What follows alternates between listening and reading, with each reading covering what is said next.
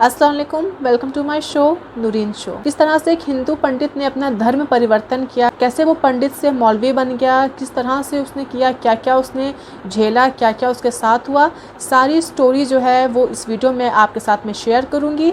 Video को जानने के लिए, वीडियो को पूरा देखने के लिए हमारे साथ वीडियो के आखिर तक बने रहें। चैनल को अगर आपने सब्सक्राइब नहीं किया है तो मेक श्योर चैनल को सब्सक्राइब कर दें। वीडियो अगर ज़रा सी पसंद आया आपको तो लाइक कर दीजिएगा, शेयर कर दीजिएगा। तो चलिए शुरू करते हैं इस वीडियो को। वालेकुम वरहमतुल्लाहि वबरकातुहू। मेरा नाम है मोहम्मद अली। मैं राजस्थान के जयपुर ज़िले से ताल्लुकात करता हूँ और इससे पहले मेरा नाम पीयूष सिंह था।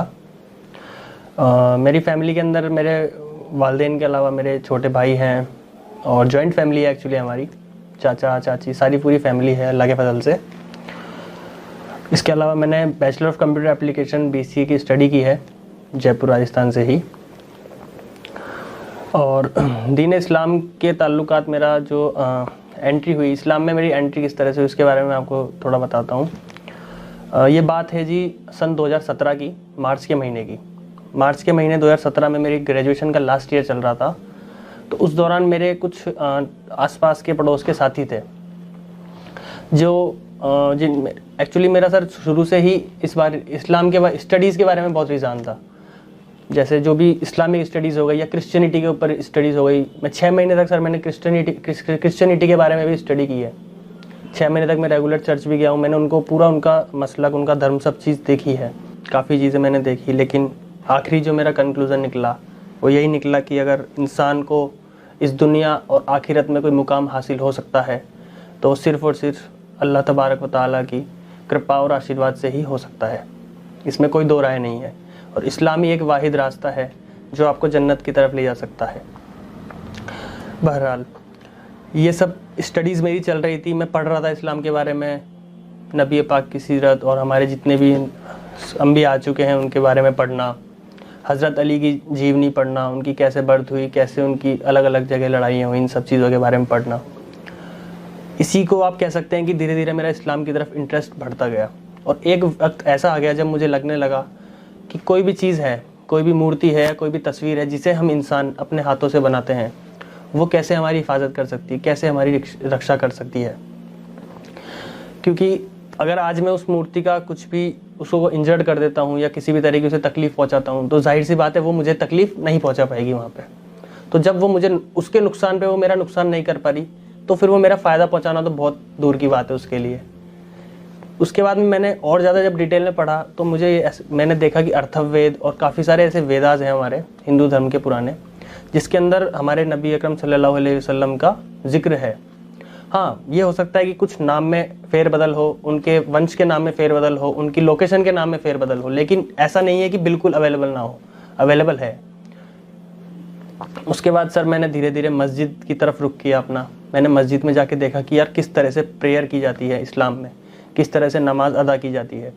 शुरुआत में मेरी प्रेयर ऐसे हुआ करती थी कि जब सब लोग रुकू में होते थे तो मैं खड़ा हुआ होता था, जब सब सजदे में होते थे तो मैं रुकू में होता था। काफ़ी प्रॉब्लम फेस करनी होती थी, लेकिन धीरे धीरे अल्लाह के फजल से ये चीज़ मैंने सीखी। अब हुआ यूँ कि बोलना तो नहीं चाहिए लेकिन मैं फिर भी आपको बताता हूँ। हमारी ही एरिया के कुछ मुस्लिम समुदाय के लोगों ने, जहाँ पे मैं नमाज़ अदा करने जाता था, धीरे धीरे उन लोगों ने ही मेरी फैमिली को कंप्लेंट करना शुरू किया कि आपका लड़का हमारी मस्जिद में नमाज़ पढ़ता है। अब मेरे जो पिताजी हैं, फादर है, वो मीडिया पर्सन है, मीडिया से रिलेटेड पर्सन है। हमारी फैमिली की उस एरिया में काफ़ी अच्छी रेपुटेशन है। तो उन्होंने कहा कि अनूप जी आपका लड़का फ़लाँ मस्जिद में, हमारे नज़दीक में एक मक्का मस्जिद है, वहाँ पे उन्होंने कहा कि आपका लड़का मक्का मस्जिद में नमाज़ पढ़ता है। तो मेरे जाहिर सी बात है किसी भी बाप का अगर बेटा दूसरे मसलक को चीज़ फॉलो करेगा तो उन्हें गुस्सा आना लाजमी है। तो मेरे फादर ने मेरे से काफ़ी उस टाइम सख्ती की। खैर वो उनका कोई बात नहीं, क्योंकि अपने पिता हैं, वो अपने साथ जो भी करें कोई परेशानी नहीं है उसमें। लेकिन दुख इस चीज़ का हुआ कि यार मैं कुछ गलत नहीं कर रहा, मैं किसी के साथ कोई अन्याय नहीं कर रहा, मैं सिर्फ मेरा मन कर रहा है कि मैं इस तरीके से इबादत करूँ ईश्वर की, तो वो मैं करना चाह रहा हूँ, सीखना चाह रहा हूँ, तो उसके ऊपर एलिगेशन क्यों।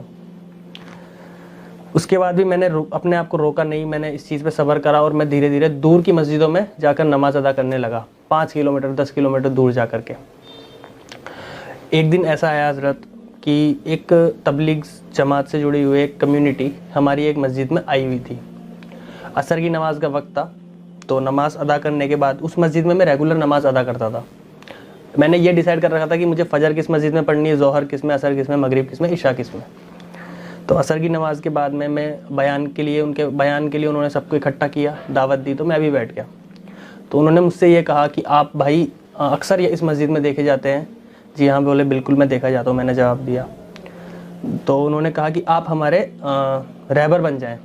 तो मैंने उन्हें ये कहा कि भाईजान आपकी बात बिल्कुल ठीक है, लेकिन ये रहबर, अमीर और ये तबलीग और ये जमात, ये आप क्या बात कर रहे हैं? मुझे इस बारे में बिल्कुल भी नॉलेज नहीं है, क्योंकि उस टाइम तक मेरे को इस्लाम के किसी भी मसलक के बारे में कुछ नॉलेज नहीं थी। मैं सिर्फ यही जानता था कि अल्लाह के सिवा कोई माबूद नहीं और पैगम्बर सल्लल्लाहु अलैहि वसल्लम के सिवा कोई नबी नहीं अल्लाह का। सिर्फ ये चीज़, इसके अलावा मुझे कुछ नहीं पता था इस्लाम के बारे में, 2 वर्ड्स के अलावा। उन्होंने मुझे समझाया कि ऐसे ऐसे एक इस्लाम के अंदर एक स्पेसिफिक ग्रुप, एक चेन काम करती है जो कि लोगों को अच्छे रास्ते की तरफ लेकर आती है। तो उनको मैंने छोटी सी अपनी बताई कि यार मेरे साथ में, मैंने इस्लाम में फ़ॉलो करना चाहता हूँ, लेकिन मेरे साथ कुछ परेशानियाँ ऐसी आ रही है। मेरे फैमिली मुझे फ़िज़िकली और मेंटली काफ़ी टॉर्चर करते हैं, और आसपास का जो हमारा माहौल है वो थोड़ा विपरीत है मेरी चीज़ के अलावा। तो उन्होंने कहा कि भाईजान जब भी आपको कोई तकलीफ़ आए तो आपको सीधे जाना है, मरकज़ का रुख करना। आप जब भी आपको कोई परेशानी आए, वहाँ से आपको इंशाल्लाह ज़रूर मदद मिलेगी इस मैटर को लेके। तो हो सकता है शायद अल्लाह के फरिश्ते उस समय मौजूद है, उन्होंने तुरंत बात हमारी पहुँचाई। और अगले दिन जुम्मा का दिन था, 20 मार्च 2019। उस दिन मैं जुम्मे की नमाज़ पढ़ के घर पे जब आया, तो जुम्मे की नमाज़ के दौरान मेरा फ़ोन साइलेंट पे था। मेरी फैमिली की लगभग 18 से 20 मिस कॉल्स उसमें उस टाइम अवेलेबल थी। तो मैं मस्जिद से निकलते ही फ़ोन देखते ही मैं समझ गया था कि कुछ ना कुछ मैटर आज बड़ा होने वाला है। मैं घर पहुंचा। घर पहुंचते ही मेरे फादर ने मुझे सीधा ये कहा कि नहा पहले तो जाके। तो अल्लाह को शायद यही मंजूर था, और 20 मार्च 2019 को जुम्मे की नमाज़ के वक्त बाद में मैं जब घर वापस आया, तो मेरे फ़ोन में ऑलरेडी फैमिली की इतनी सारी मिस कॉल्स थी। मैं थोड़ा बहुत समझ गया था कि घर पे कुछ ना कुछ आज मैटर होने वाला है। मैं घर पहुंचा तो मेरे फादर ने मुझे ये कहा कि आप कहाँ गए थे? तो मैंने कहा पापा मैं नमाज़ पढ़ने गया था। तो मेरे फादर ने, उससे पहले भी मेरे पापा मेरे साथ कई बार सख्ती कर चुके थे, मारना पीटना, ये तो बहुत आम बात हो गई थी। असल में हिंदू कम्युनिटी के कुछ बड़े बड़े पॉलिटिकल पर्सन्स के कॉल आना, रात को 2-2 बजे धमकी भरे कि तुझे ज़िंदा नहीं रहने दिया जाएगा, जान से मार दिया जाएगा। जयपुर में क्या, तू कहीं भी रह ले, वहाँ पे भी। और इन द सेंस, मतलब घर पे आके समझाना, जो इंसान, पहले मैं हिंदू था, तो जिस इंसान को हिंदू होने पे मुझसे मतलब नहीं था बिल्कुल भी, जैसे ही मेरा हल्का सा रुझान इस्लाम की तरफ गया, वो लोग खुद आके बोल रहे हैं, समझा रहे, प्यार से भी और डर से भी। दोनों तरीके मुझे दिखाए जा रहे हैं कि या तो प्यार से मान जा या डर के मान जा। तो ये चीज़, मारपीट तो बहुत अलग रह गई थी, बहुत एक लेवल तक पहुंच गए थे वो लोग इस चीज़ में। पुलिस वगैरह का काफ़ी हो गया था मैटर, लेकिन चले मैं बताता हूँ पूरा डिटेल में। तो मैं घर पहुंचा तो मेरे फादर ने कहा कि आप ठीक है, आपको मना किया गया था। खैर मेरा लहजा बोलने का ये है, लेकिन उनके अल्फाज कुछ और ही थे, आप समझ सकते हैं थोड़ा। उन्होंने मुझसे कहा कि आपको मना किया गया था, उसके बावजूद आप मस्जिद गए हैं, तो पहले आप नहा कर आइए। तो मैंने कहा पापा मैं ऑलरेडी नहा के गया था, साफ़ सुथरा हूँ बिल्कुल, क्या प्रॉब्लम है? बोले नहीं, आप मुस्लिमों के मस्जिद में टच होके आए हैं, इसलिए आप नहाना होगा आपको। अब बताएं इस सोच का क्या किया जाए कि एक इंसान दूसरे इंसान के सिर्फ धर्म के नाम पे टच होने से नहाना या फिर नापाक हो गया, वो सिर्फ टच होने से।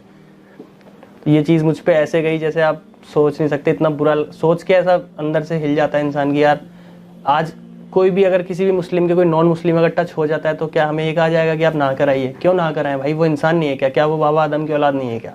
क्यों नहा कर आए हम? या कि क्यों हम उसको गलत समझें, क्यों उसे बुरा समझें? मैंने इस चीज़ से जब इनकार किया कि पापा मैं ऑलरेडी साफ़ सुथरा हूँ बिल्कुल, मैं नहा कर ही गया था, तो मैं दोबारा नहाने की कोई ज़रूरत नहीं है। तो देन उसके बाद उन्होंने कहा कि ठीक है, तेरे पास 2 रास्ते हैं, या तो तू अपनी फैमिली, जात बिरादरी, हम माँ बाप भाई बहन को चुन ले, या फिर तू तेरे अल्लाह के रास्ते पे निकल जा। काफ़ी 1 घंटे की जिद बहस के बाद उन्होंने ये चीज़ मुझसे कही। 1 घंटे की जब उनसे काफ़ी मेरी जिद बहस हो चुकी थी, तो उन्होंने मुझे फाइनली यही कहा कि आप अपना बैग तैयार करें और निकल जाएं। मैंने कहा ठीक है। अब बैग तैयार करने के लिए भी मुझे घर में एंट्री नहीं दी गई, मुझे बाहर चौराहे पे, बाहर गेट के जस्ट अंदर खड़ा किया गया कि आप कमरे के अंदर एंट्री नहीं कर सकते क्योंकि आप मुस्लिमों के टच होकर आए हो, इसलिए। ठीक है जी।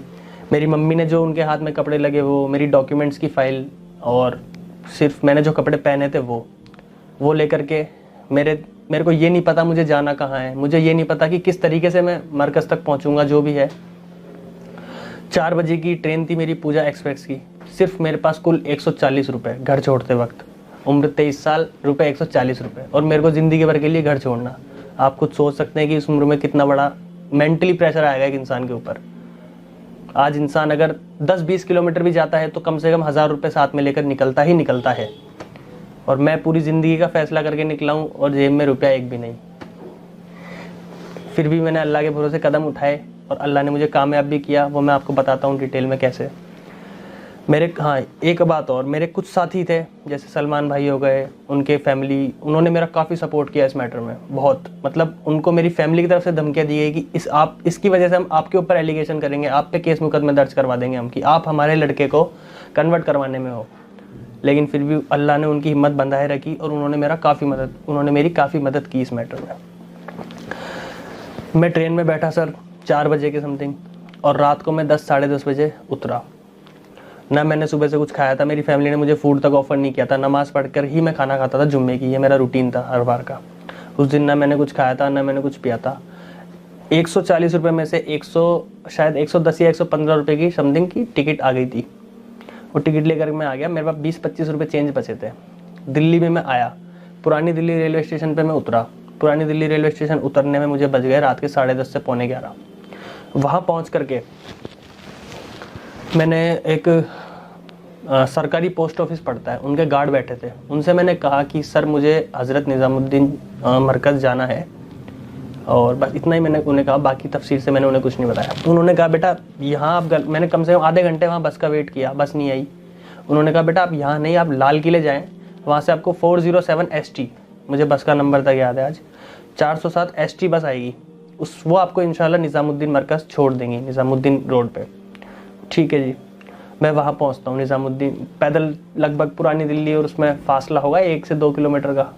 मैं वहाँ पे पहुँचा 11:30 साढ़े 11 बजे के समथिंग, और अल्लाह के फजल से बस भी आ गई। लेकिन वहाँ भी मेरे को पहुँचने के बाद में काफ़ी माहौल ऐसा लगा कि कोई मतलब चरस पीने वाले लोग बैठे हैं, चेन स्नैचर्स बैठे हैं रात को 11 बजे, और लॉकडाउन का माहौल लगने वाला, क्योंकि 22 तारीख से जनता कर्फ्यू लग गया था, इसलिए 20 तारीख की बात मैं आपको बता रहा हूँ।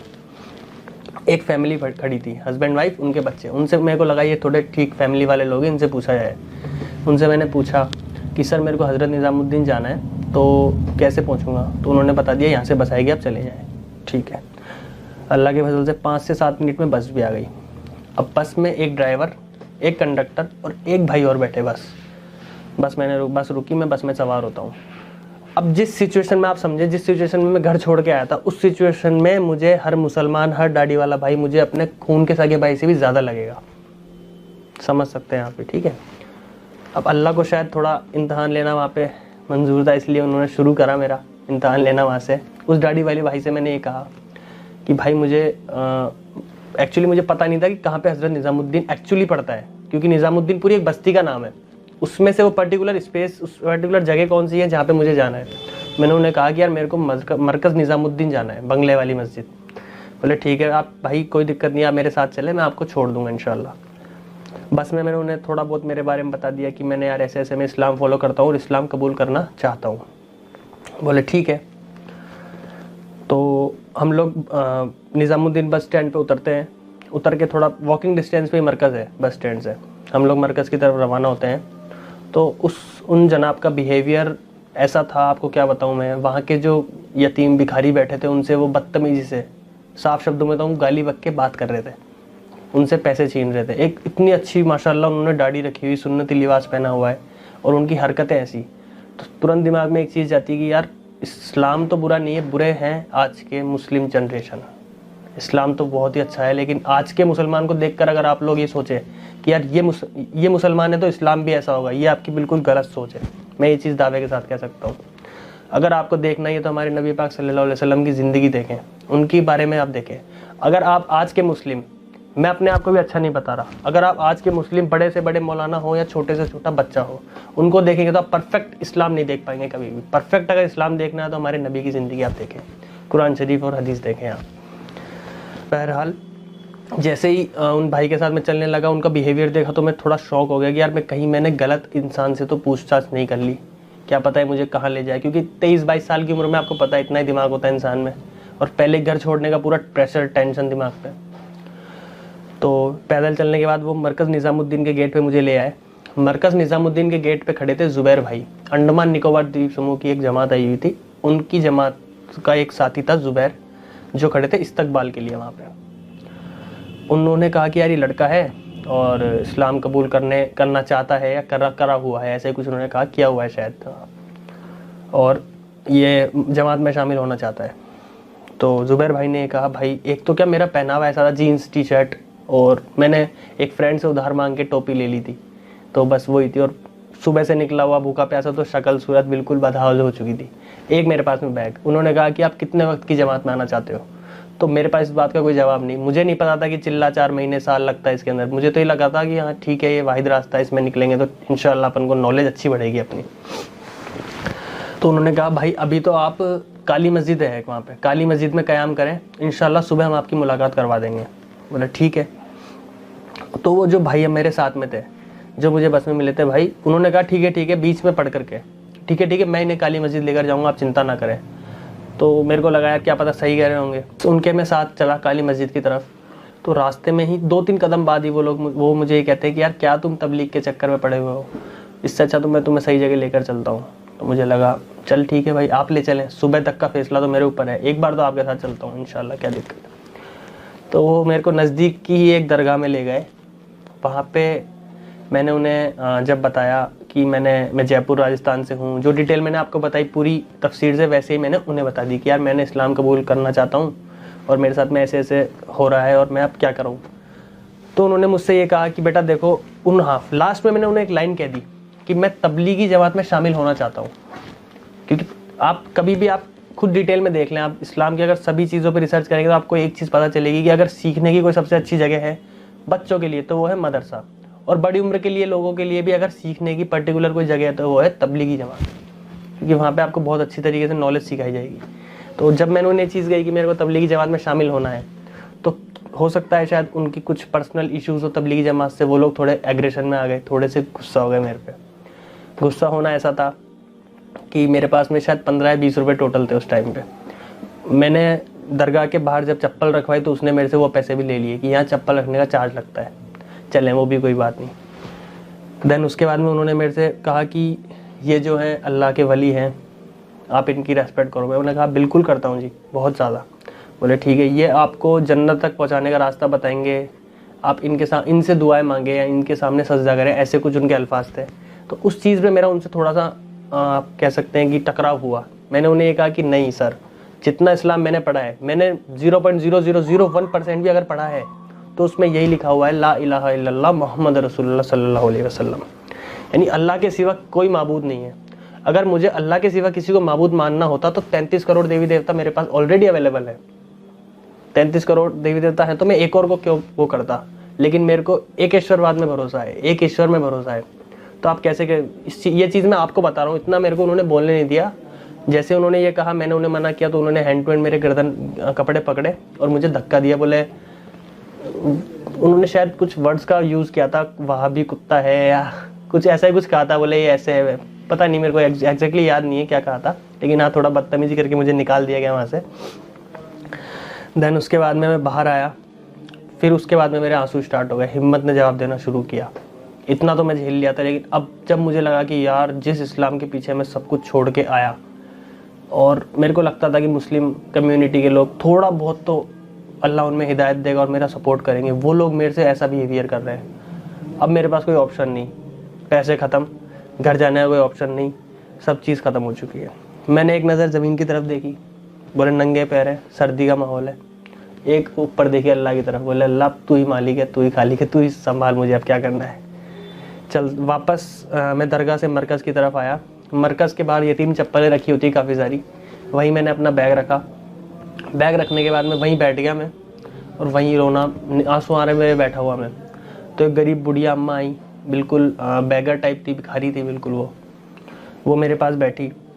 तो रोता हुआ मैं जब वापस मरकज़ निज़ामुद्दीन के बाहर आया तो वहाँ चप्पल वगैरह का ढेर लगा हुआ था, पुरानी चप्पलें होती लोगों की। वहाँ मैंने अपना बैग रख दिया, मुझे कुछ होश नहीं था अब करना क्या है। बैठ गया, रोने लगा, दुआ कर रहा था अल्लाह से कि एक बूढ़ी अम्मा आती है बिल्कुल गरीब फटे हाल, बिल्कुल उन्होंने झोला था, उसमें कुछ चावल कुछ रोटी अलग अलग मुख्तलिफ जगह से लेकर आई होंगी बेचारी।